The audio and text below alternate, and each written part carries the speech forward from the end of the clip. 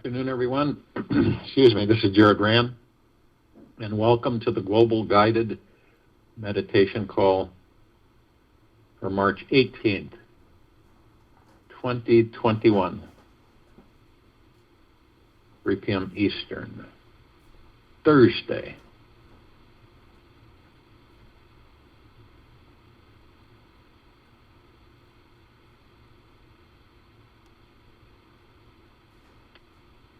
Always be present.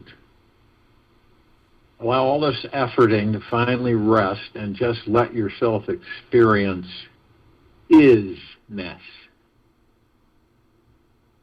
Feel what it's like to be empty of everything and simply be present to what and who is here now.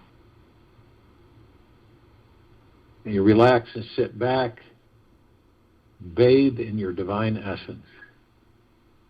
I don't know if you've ever done that or tried it. It's where you just be. Nothing else. And then savor every single moment of being, of isness. It's when you relax and do this, it's absolutely blissful. And it's not like, it may not take at first, but you practice, it will. Life is here to challenge all of us to grow in ways that we cannot imagine. Our lives are meant to be dangerous so that we don't fall asleep at the wheel and take this amazing world for granted. It is the scariest ride and the most exhilarating one any of us will ever be on.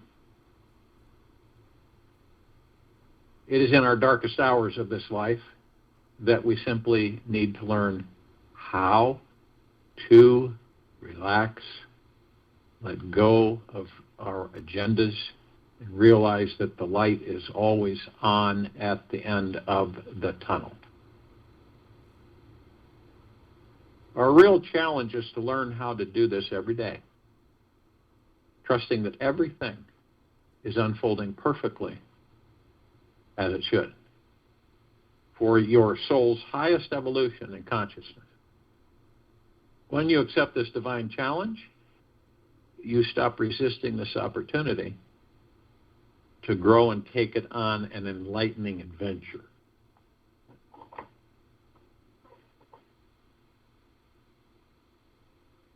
If you would like to experience being truly unstoppable in your life, learn how to increase your consciousness and expand your energy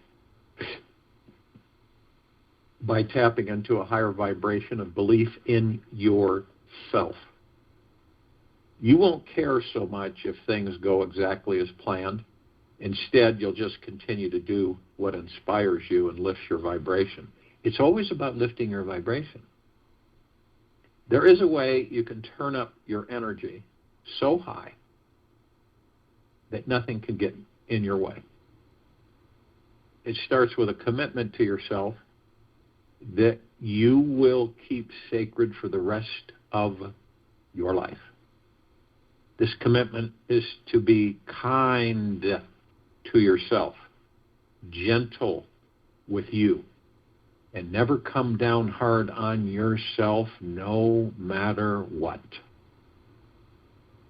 Follow this one sweet little secret for even a few weeks in a row, and you'll start increasing your vibration to attract, create, manifest everything your heart desires.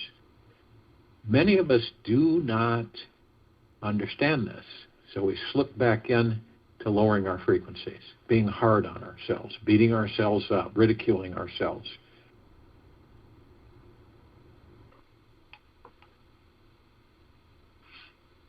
We all have dreams.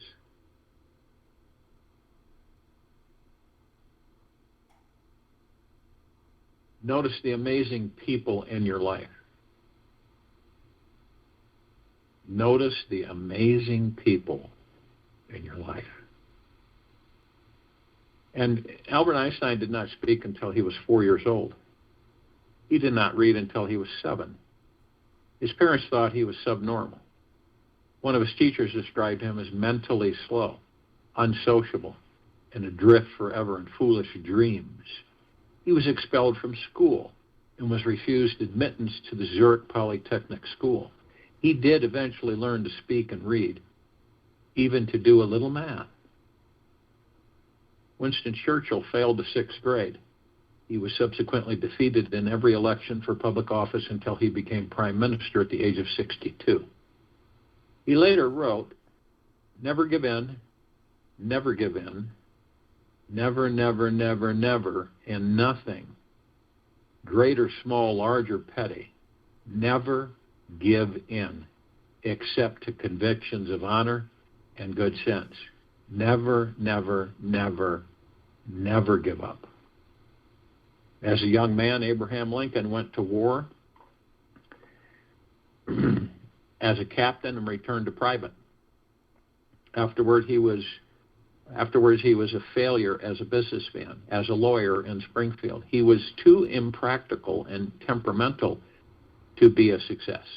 He turned to politics and was defeated in his first try for the legislature. Again defeated in his first attempt to be nominated for Congress. Defeated in his application to be commissioner of the General Land Office. Defeated in the senatorial election of 1854. Defeated in his efforts for the vice presidency in 1856. And defeated in the sensational election of 1858. He later became the 16th president of the United States of America. Walt Disney was fired by a newspaper editor because he lacked imagination and had no ideas. He went bankrupt several times before he built Disneyland. In fact, the proposed park was rejected by the city of Anaheim on the grounds that it would only attract riffraff. Henry Ford could not read nor write, failed and went broke 5 times in business before he succeeded. As an inventor, Thomas Edison made 1,000 unsuccessful attempts at inventing the light bulb. A lot of us know that. When a reporter asked, "How did it feel to fail 1,000 times?" and he replied, "I didn't fail 1,000 times. The light bulb was an invention with 1,000 steps." Thomas Edison's teacher said he was too stupid to do or learn anything. He was fired from his first 2 jobs for being non-productive. Louis Pasteur was only a mediocre pupil in undergraduate studies and ranked 15th out of 22 students in chemistry. R.H. Macy failed 7 times before his store in New York City caught on. Van Gogh sold only 1 painting during his life, and this to the sister of one of his friends for 400 francs, approximately $50. This didn't stop him from completing over 800 paintings. F.W. Woolworth was not allowed to wait on customers when he worked in a dry goods store because his boss said, quote, he didn't have enough sense. When Bell Telephone was struggling to get started, its owners offered all their rights to Western Union for $100,000. The offer was disdainfully rejected with the pronouncement, quote, what use could this company make of an electrical toy? And how many people have a telephone today? Sigmund Freud was booed from the podium when he first presented his ideas to the scientific community of Europe. He returned to his office and kept on writing. Rocket scientist Robert Goddard found his ideas bitterly rejected by his scientific peers on the grounds that rocket propulsion will not work in the rarefied atmosphere of outer space. An expert said of Vince Lombardi, he possesses minimal football knowledge and lacks motivation. Lombardi would later write, it's not whether you get knocked down, it's whether you get back up. After Carl Lewis won the gold medal for the long jump in the 1996 Olympic Games, he was asked to what he attributed his longevity, having completed for almost 20 years. He said, quote, remembering that you have both wins and losses along the way, I don't take either one too seriously. Babe Ruth, as we know, is famous for his past home run record. But for decades, he also held the record for strikeouts. He hit 714 home runs and struck out 1,330 times in his career, about which he said, quote, "Every strikeout brings me closer to the next home run," end quote. Hank Aaron went 0 for 5 his first time at bat with the Milwaukee Braves. Stan Smith was rejected as a ball boy for a Davis Cup tennis match because he was too awkward and clumsy. He went on to clumsily win Wimbledon and the U.S. Open and 8 Davis Cups. Tom Landry, Chuck Noll, Bill Walsh, and Jimmy Johnson accounted for 11 of the 19 Super Bowl victories from 74 to 93. They also share the distinction of having the worst records of first-season head coaches in NFL history. They didn't win a single game. Johnny Unitas' first pass in the NFL was intercepted and returned for a touchdown. Joe Montana's first pass was also intercepted. And while we're on quarterbacks, during his first season, Troy Aikman threw twice as many interceptions, 18, as touchdowns 9. Oh, and he didn't win a single game. Do you think there's a lesson here? Charles Schultz had every cartoon he submitted rejected by his high school yearbook staff. Oh, and Walt Disney wouldn't hire him. After Fred Astaire's first screen test, the memo from the testing director of MGM dated 1933 read, "Can't act, can't sing, slightly bald, can't dance, can dance a little." He kept the memo over the fireplace in his Beverly Hills home. Astaire once observed that when you're experimenting, you have to try so many things before you choose what you want that you may go days getting nothing but exhaustion. And here is the reward for perseverance. The higher up you go, the more mistakes you're allowed. Right at the top. If you make enough of them, it's considered to be your style. After his first audition, Sidney Poitier was told by the casting director, "Why don't you stop wasting people's time and go out and become a dishwasher or something?" It was at that moment, recalls Poitier, that he decided to devote his life to acting. When Lucille Ball began studying to be an actress in 1927, she was told by the head instructor of the John Murray Anderson Drama School, "Try any other profession." First time Jerry Seinfeld walked on stage at a comedy club as a professional comic, he looked out at the audience, froze, and forgot the English language. He stumbled through a minute and a half of material and was jeered off stage. He returned the following night and closed his set to wild applause.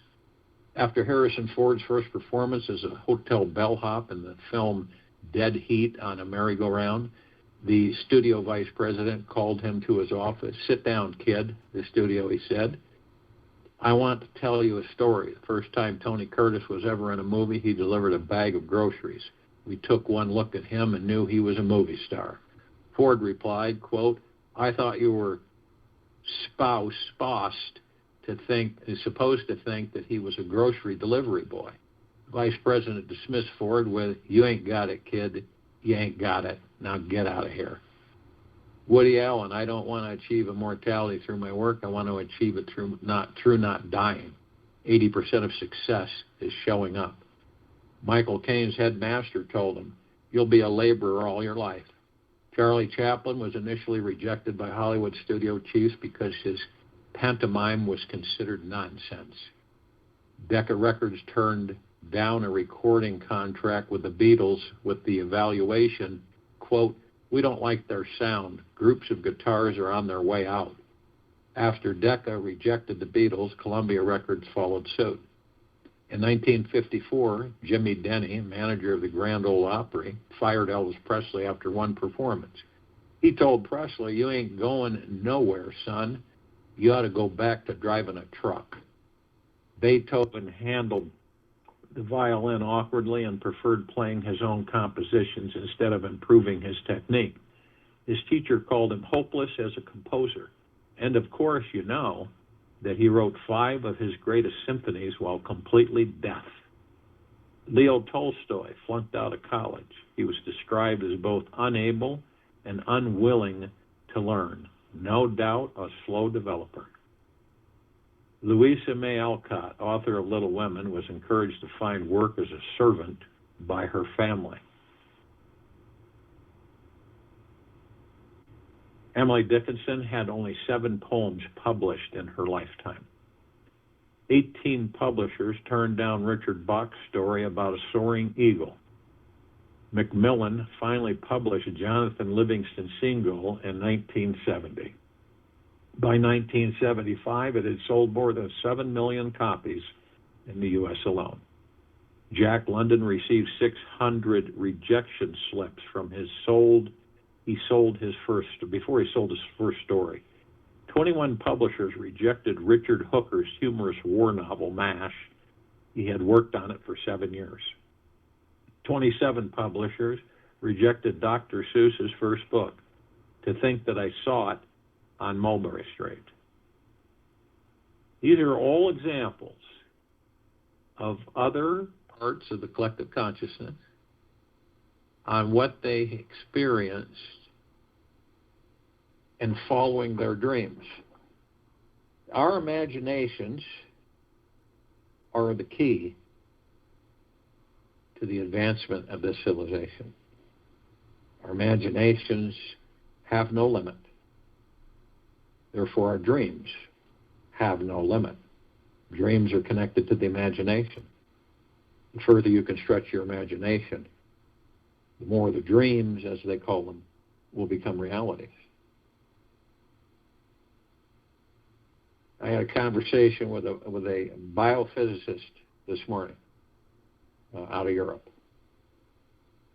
The Draco educational system has put such constraints on the imaginations of mankind that it is appalling to see what it's done to our forward progression. So it's whatever you think, whatever you feel within your heart mind, to know that you, each and every one of us, have no limitations. And that is absolute fact. The only thing that gives us this little kernel of doubt is the ego mind telling us, that's not going to happen. That's impossible. You can't do that. That won't work. And you can see by these other brothers and sisters what happened when others, external authority, told them how they were going to be.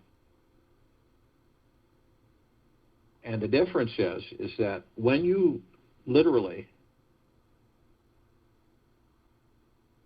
never give up on your dreams or your imagination, which are both connected, because the imagination is your gateway to total blissful experience in this life. You can create anything as long as you can think it through the heart mind. You can do anything as long as you believe you can. By listening to external authority, it negates your natural state of being of a master of creation.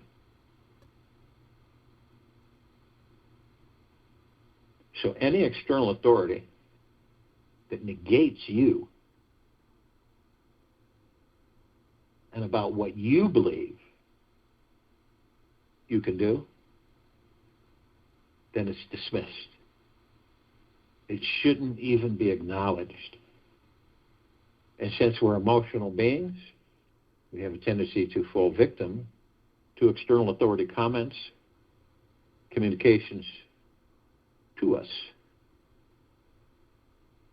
So you just never, ever give up on what you desire, which means what your dreams are. It has nothing to do with anybody else. It has everything to do with just you. Period. How you treat yourself, how you talk to yourself, how you are with yourself. How often do you hug yourself in the course of 24 hours, in the course of a day? To me, that sounds absolutely ridiculous. It's because they're controlled by external authority, and they've lost connection, ability, awareness of being connected to the soul within them. to the God. Doesn't make them bad. It just means that they're lost. They've allowed external authority to influence them and guide them. And each one of us, every single time one of us becomes awake, every single time on this planet, one of us becomes aware of just in the smidgen beginning of who and what we really are. We truly are. And you know this to be true because you can feel the vibrational frequency as I speak through your heart minds.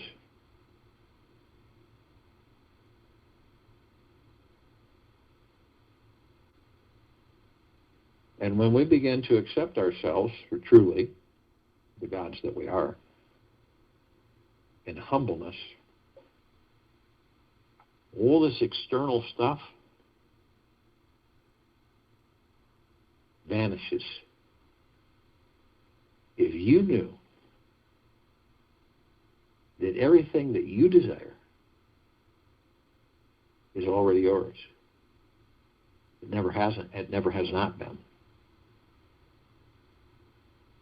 The only switch to it is that we've been trained to chase it, to pursue it, to watch it, to fixate on it. And what usually happens? It doesn't come into fruition. It's elusive. We've all experienced that. The elusiveness of our dreams, of our desires. I mean, how many times have you heard yourself say to yourself, how many times do I have to do this before it actually becomes a reality? How many times do I have to work at this before it becomes a reality for me? How many no's can I actually handle?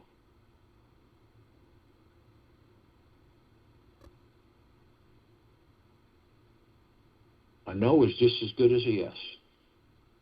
Because every step of the way, you know that inside you, deep inside you, that what it is you desire, you will have.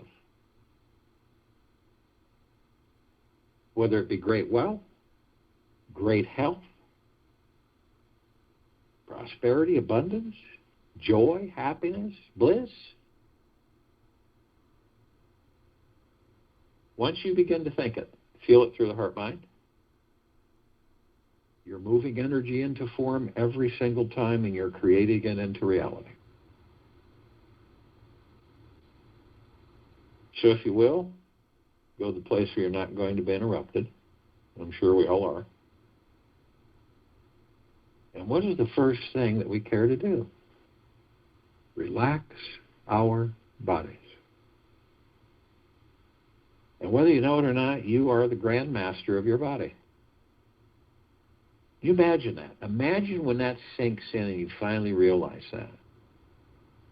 You see, what happens is that we allow external authority to tell us about our bodies. How ridiculous is that? When we're the grand masters of our bodies. So doesn't it make sense that we should be telling them what we would like them to do to assist us with the well-being of our bodies, rather than them telling us what we should do with our bodies? You got to laugh about it. So the body is at your beck and call, as long as you have this understanding and intimate relationship of total respect for every part of your body, exactly as it is right now.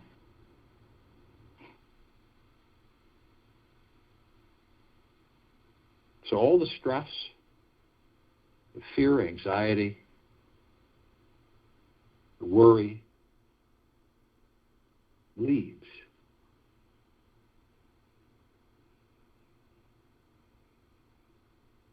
And when they all leave the room, then it allows the bliss and the joy and the happiness and the peace to come in. And the body responds head to toe, inside and out.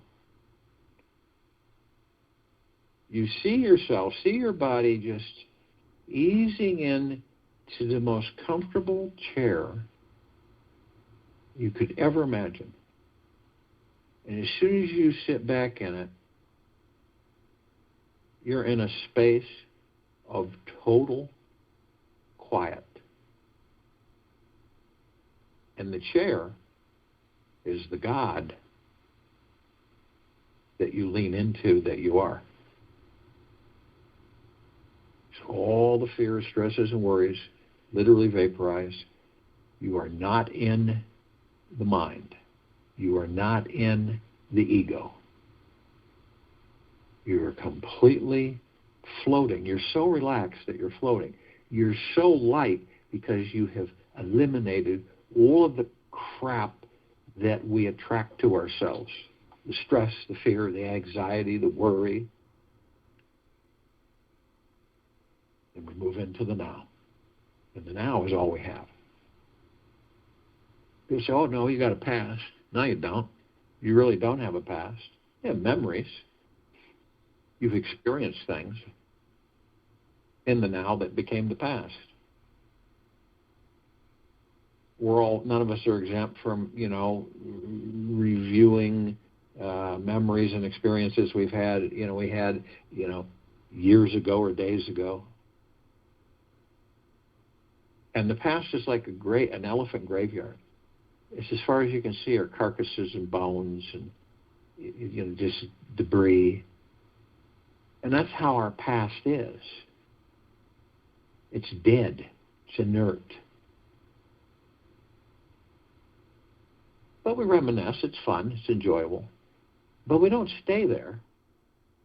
Some of us will stay there too long, over and over again, and not letting go of it. So, unfortunately, what happens is that they take that past, they bring it into a future that doesn't exist. They create that future from that past, and they relive that past and that future. That's why so many people on this planet save themselves. No matter what I do in this life, it always seems like I end back here. Why is that? We never learn to move forward.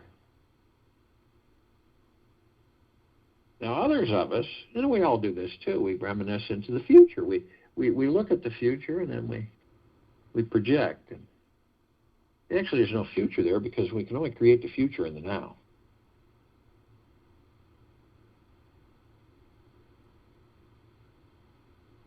So we look at the what if, when, how can I, when am I? And all along, the true power is in the now.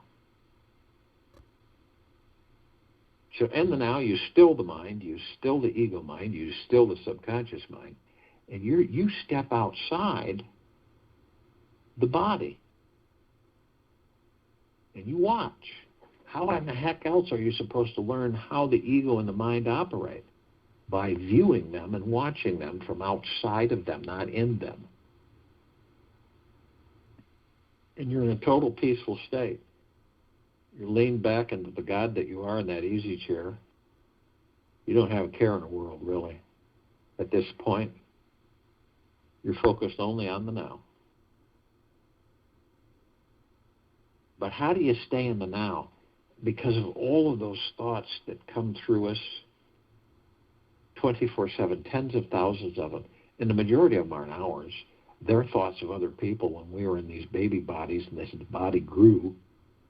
We were like a sponge absorbing all of these thoughts, all of these comments, all of these guidances, all of these recommendations, storing them in our library in our subconscious mind.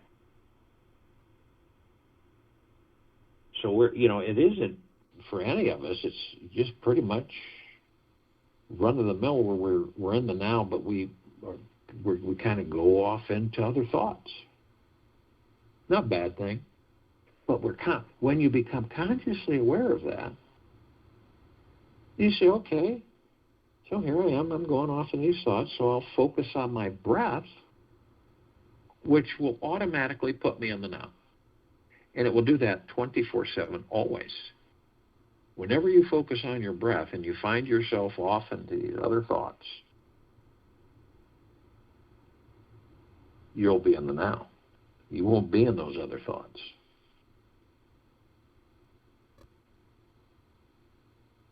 And the breath is so powerful. It's not just breath. It's divine positive energy. It sustains the vessel that houses the kingdom of God within each and every one of us. It focuses us, relaxes us, strengthens us, eases us, calms us. How can it not be divine positive energy? It cannot not be. So we're watching our bodies in total relaxation. And as we're watching our bodies, and as we're in the God chair, that you're leaning into the God that you are, you're totally relaxed. The universe has your back 24/7. And you see these beautiful, vibrant lights going from your spine, the tip of your spine, all the way to the top of the head. And these are 7 colored wheels of light. They're energy vortexes. They're known as chakras. And they're not physical in the body, so to speak. They're etherical. They're spiritual.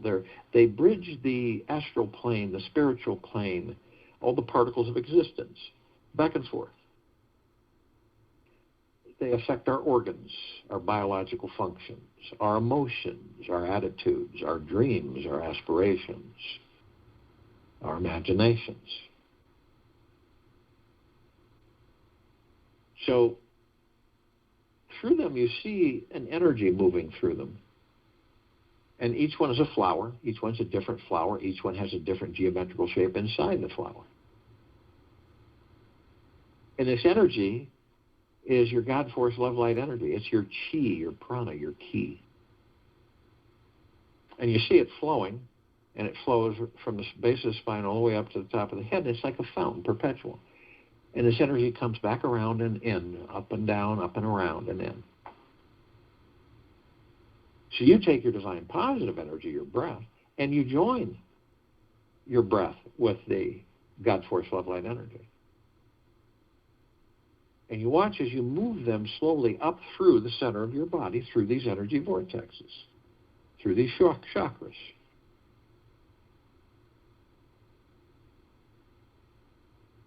And you notice that you start with a red wheel of light.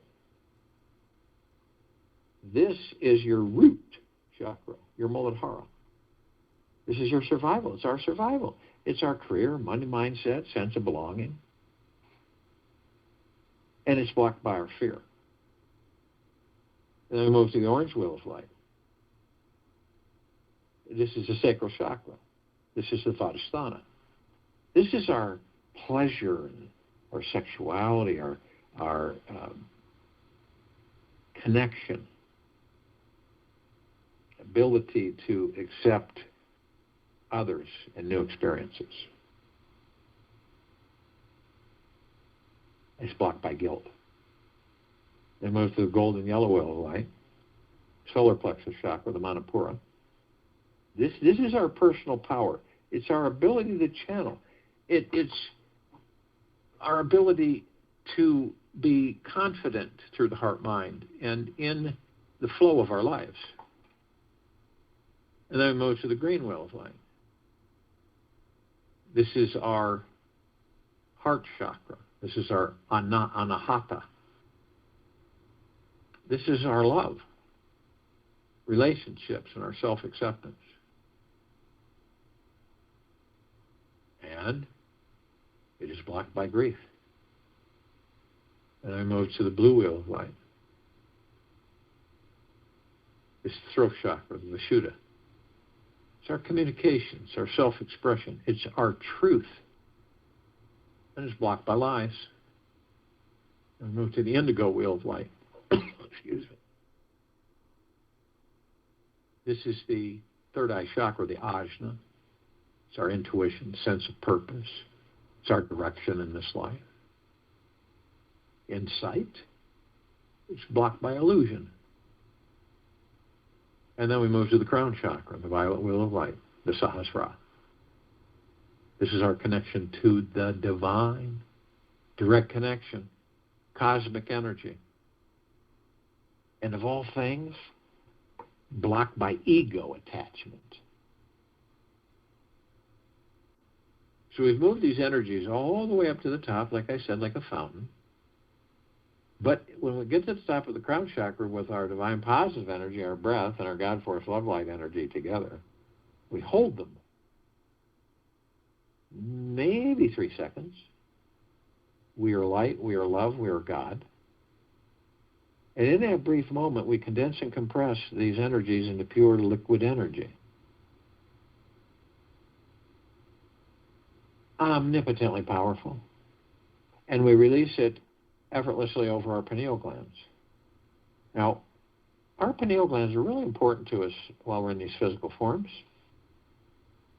None of our pineal glands are fully functional, not yet. But they connect us to all the particles of existence, all the planes, all the realms, all the dimensions, all the frequencies. So you view through your heart, mind's motion picture how you see the pineal gland, kind of sitting under the brain.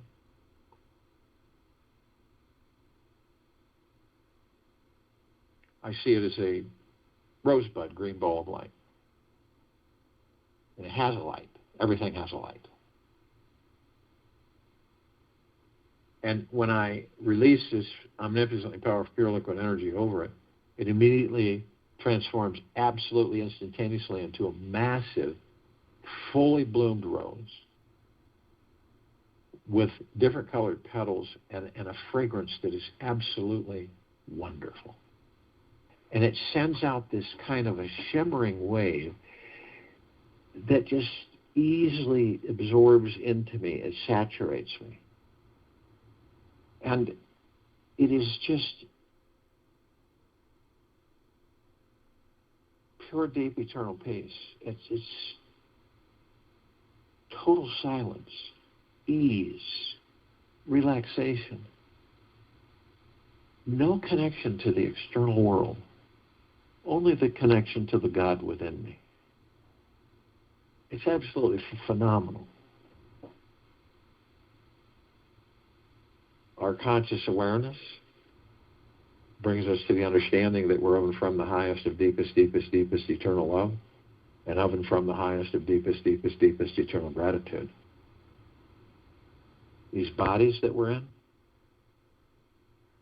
our heart minds, our ego mind, subconscious mind, our souls, our spirits, our higher selves, our pure consciousness, our God, God's source, all one.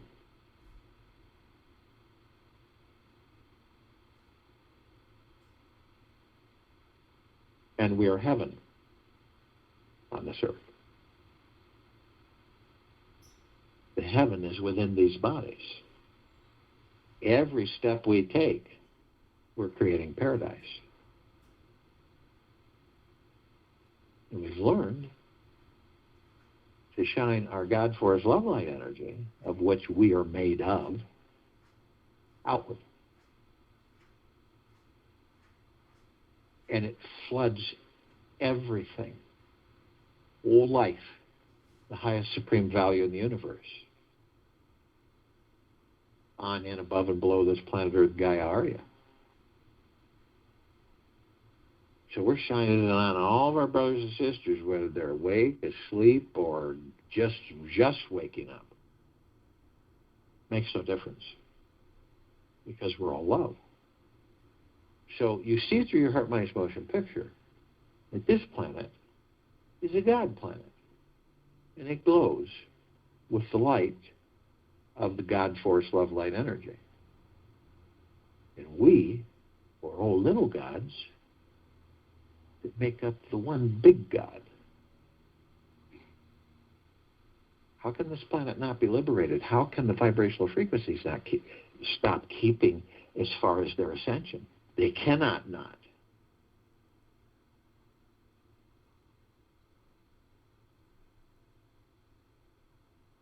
We're all parts of the collective consciousness of the God.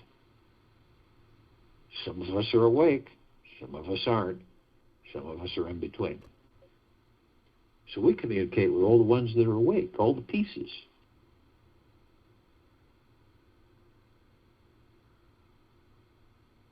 All the inhabitants of inner earth, hollow earth, or Garten beneath earth. Yet, only those who are consciously aware that they're of and from the highest of deepest, deepest, deepest eternal love, and of and from the highest of deepest, deepest, deepest eternal gratitude, can be with us in this now, in this meditation, form this circle of light and complete liberation of this planet. Earth, Gaia, Arya, in this now.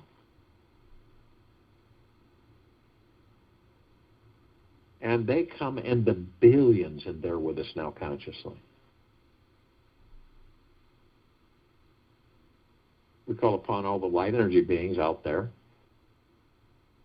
that are in all that there is, ever has been, ever will be, ever beyond, and forever. Yet, only those who are consciously aware that they are of and from the highest of deepest, deepest, deepest eternal love, and of and from the highest of deepest, deepest, deepest eternal gratitude, can be with us in this now, in this meditation, form this circle of light. Now, they come in the gogaplexes. One gogaplex fills this entire universe. They come in trillions of gogaplexes from every direction in every universe. And they are with us now consciously. We call upon all the off-worlders, all the galactics, all the celestials. Yet, only those who are consciously aware that they're of and from the highest of deepest, deepest, deepest eternal love, and of and from the highest of deepest, deepest, deepest eternal gratitude, can be with us in this now, in this meditation, and form this circle of light and complete liberation of this planet Earth, Gaia, Arya, in this now, in this meditation. Now, we're only familiar with a smidgen of them. Over 1,000 travel through the solar system every day. Trillions throughout the trillions of universes every day. The ones that we're somewhat familiar with, the Pleiadians, the Arcturians, the Andromedans, the Sirians, Pleiadians, the feline, the Zeta Reticuli, the Nords, the Greys, the Draco, the Reptilian, the Golden Pyramid, the Avian. There's many, many, many more.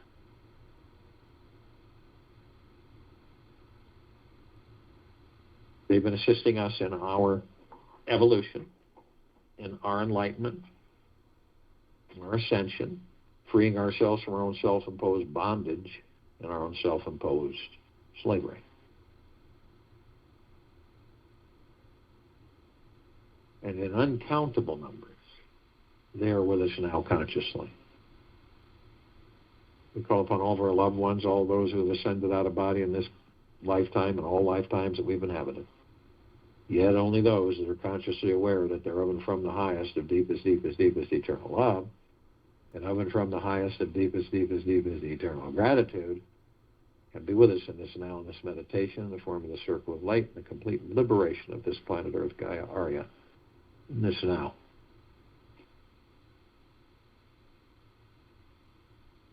And they, in the billions, are with us now, consciously.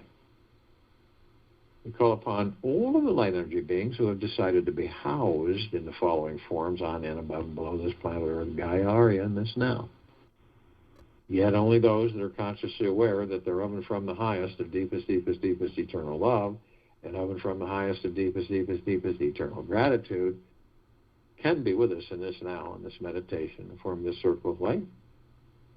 Complete liberation of this planet Earth, Gaia, Arya, in this now.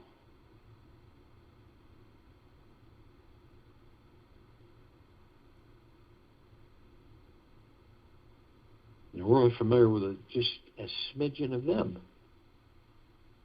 They come in trillions of shapes, colors, sizes, forms, configurations of which we've never seen before.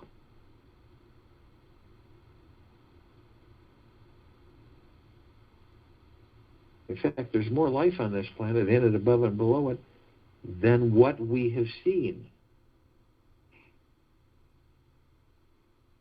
Now, the ones that we're somewhat familiar with, the fairies, the sprites, the elves, the gnomes, the dwarves, the trees, the trolls, the elementals, earth, air, water, fire, ether, wood, the mermaid, the dolphin, the whale, the Pegasus, the unicorn, the centaur, and the minotaur, and many, many, many more. And in the trillions, they are with us now, consciously. And we're all gathered, arm in arm, hand in hand, in full compassion, non-judgment, non-ego, non-negativity, stillness of mind, gentleness, kindness, generosity, humbleness, bliss, joy, peace, tranquility, benevolence, prosperity, abundance. And we're all one, and we're all God, and we're all love. And our God, force, love, light, energy is in all that there is, ever has been, ever will be, ever beyond, and forever. And it continues to intensify, and it continues to expand. We immediately form a massive circle of light around the equator of this planet Earth, Gaia, Arya, and this now. This light is deep within us. It emanates from the God source, the pure consciousness, creator source, of which we're made of and part of.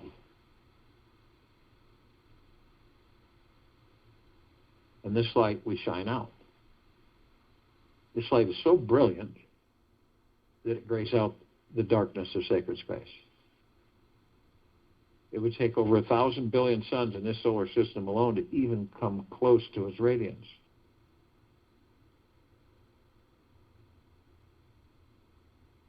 And we are flooding everything with this light. Every single thing. All life, the highest supreme value in universes. All of our brothers and sisters, awake, asleep, or in between. Pure, deep, eternal love.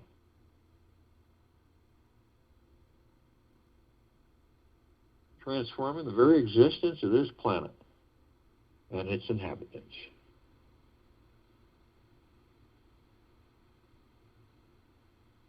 So we begin to ascend above the planet.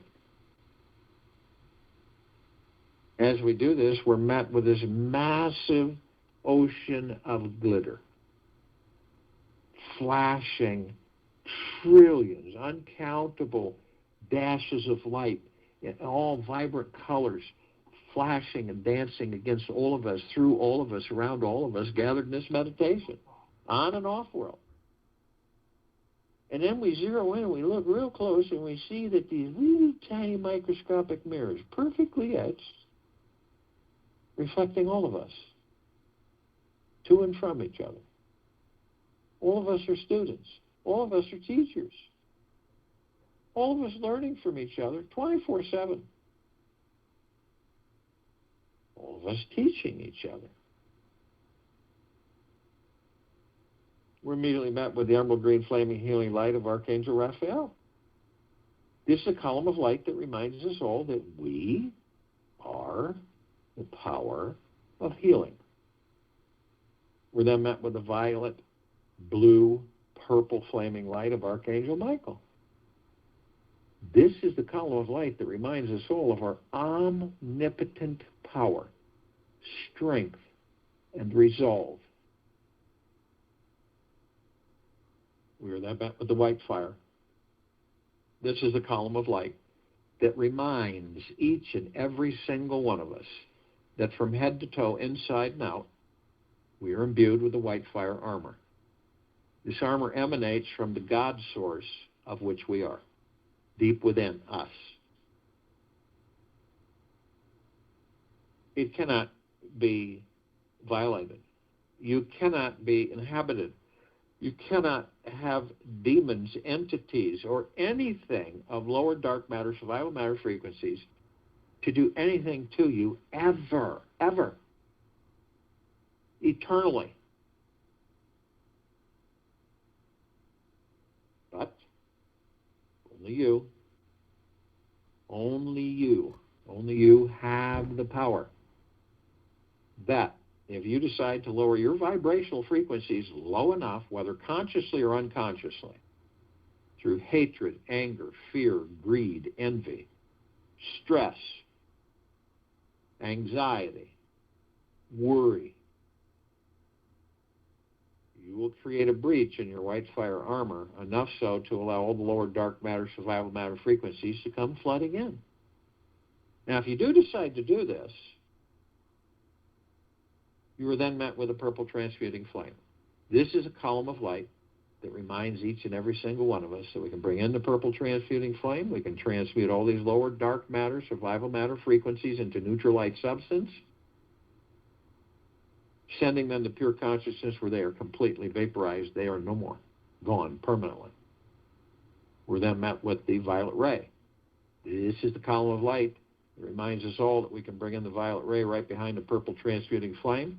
We can cleanse and purify the area where these lower dark matter, survival matter frequencies were, sealing the breach in our white fire armor, restoring our vibrational harmony of deep, pure, eternal love, gratitude, and peace. We are then met with the golden, white, pink light. This is the column of light that reminds each and every single one of us that we are the sun, the sunlight, the rain, the rainbows. The sun sets and the sun rises. The oceans, the rivers, the lakes, the streams, trees, the forests, the soils, the animals, the clouds, the sky. We are literally everything. So the next time you were taken aback in such awe of a great beauty and vista of a sunset or a sunrise or a rainbow or a rainfall or a snowfall, it is you that you are in awe of. It is the God that you are, and it's divine perfection within that body. It's always been you. It always will be you.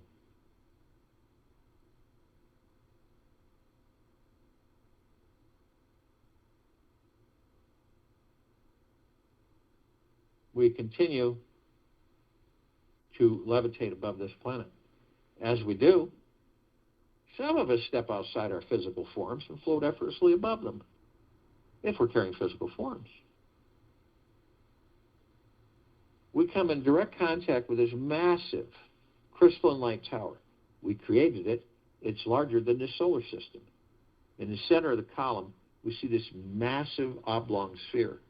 In the center of the sphere is this beautiful globe, sparkling ball, golden white light. And it looks as it's sending out like a sparkling, shimmering mist that penetrates us all inside and out. And this is deep, pure, eternal love. We notice that it's surrounded by a multitude of vibrant colored rings, all sending out similar colored mist. Gratitude, generosity, gentleness and kindness, humbleness, bliss, joy, peace, well-being, great wealth, great prosperity, happiness, tranquility, benevolence, abundance. It's endless. And then we discover that this is all coming from the God within us.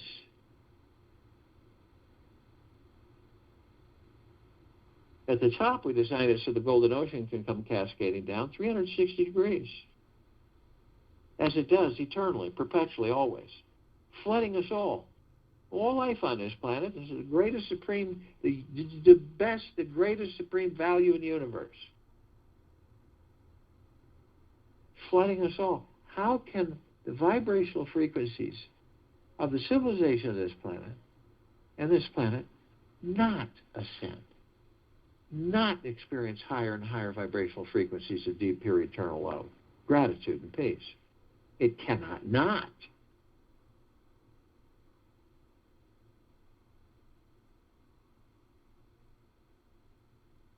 Now, we all are drops of this golden ocean, and we all hold the essence of this golden ocean. The golden ocean is the drops are the golden ocean. And the only illusion is separation. We see our meditative sphere. It's set center circle. We all created this sphere over 3 years ago. It houses almost 1,300 of our meditations, all in perpetual motion. This is very high frequency. It's some of the highest high. And it is flooding and transforming the atmosphere of this planet, all the inhabitants of this planet, on it, in it, above it, below it. Everything. Into higher and higher vibrational frequencies. It floods us 24/7. This is why it can be seen, heard, and felt in all that there is, ever has been, ever will be, ever beyond, and forever. And this is why it continues to intensify, and it continues to expand.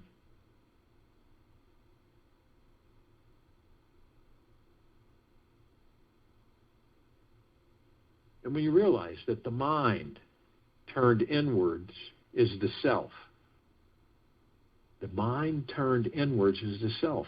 Turned outwards, it becomes the ego and all the world. I'll join you in the meditation and return to close us out.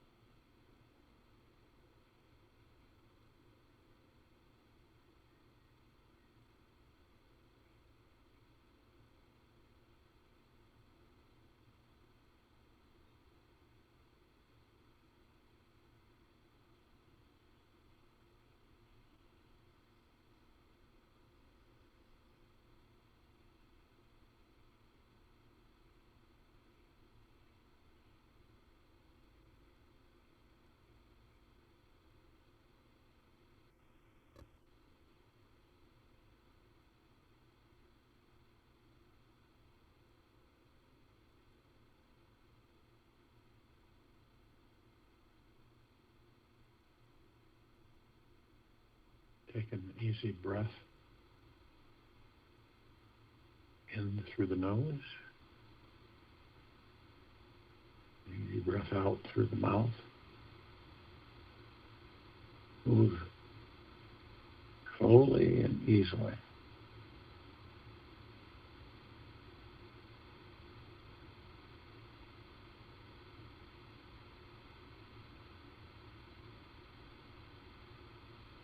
In each moment of this life, we have the choice to respond to life from a completely new, alive, and free space that is born in the now. Or we can react from an older unconsciousness, conditioned pattern that stems from a past story. The choice is always yours in each second if you respond from a fresh place of freedom or from past conditioning.